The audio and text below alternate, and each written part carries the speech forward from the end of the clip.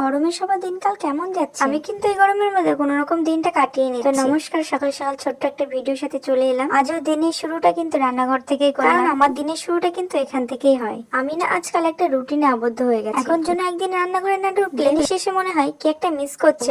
সেই সৌভাগ্যটা আমার হয় না যে আমি রান্নাঘরে ঢুকবো। যাই হোক, অত কথা বলে লাভ নেই। আজকে রান্নার মেনুটা তোমরা বুঝতেই পারছো, কি বেশি কিছু করব না। এই গরমের মধ্যে একটু টক ডাল, অনেকদিন থেকেই ভাবছি টক ডাল করবো, কিন্তু যেহেতু বাড়িতে অনেক সবজি রয়েছে এগুলো নষ্ট হবে, সেই জন্য করতে পারি। কিন্তু আজকে আর আগো পিছু ভাবলাম না, করে টক ডালের সাথে সাথে কিন্তু আমের চাটনিও করব, যেটা আমার সব থেকে প্রিয়। জন্য এই প্রিয় খাবার রাঁধতে গেলে আমি কিন্তু অল্প রাঁধতে পারি। আমের চাটনি কিন্তু আমার রাঁধতে গেলে এক গামলা হয়ে যায়। সবকিছু রান্না করার জন্য কুটে বেছে রেডি করে নিই। আমি কিন্তু রান্না করার আগে সবকিছু কুটে বেছে রান্না করে নিই, মশলাপাতি সব রেডি করে। রাঁধতে রাঁধতে ছোটাছুটি আমার কিন্তু একদমই ভালো লাগে না। আগে থেকে সবকিছু হাতের কাছে গুছিয়ে রেখে দেবো, চটপট রান্নাটাও কমপ্লিট হয়ে যাবে। কিন্তু একটা নতুন রেসিপিও ট্রাই করছি, লাউয়ের পাতা বাটা। আজই ফার্স্ট টাইম ট্রাই করলাম, কিন্তু খেতে কিন্তু ভীষণ মজাদার হয়েছে। যে খাবারগুলো বাড়িতে হয়েছিল আমার কর্তামশাইয়ের কিন্তু খুব ভালোই লেগেছে।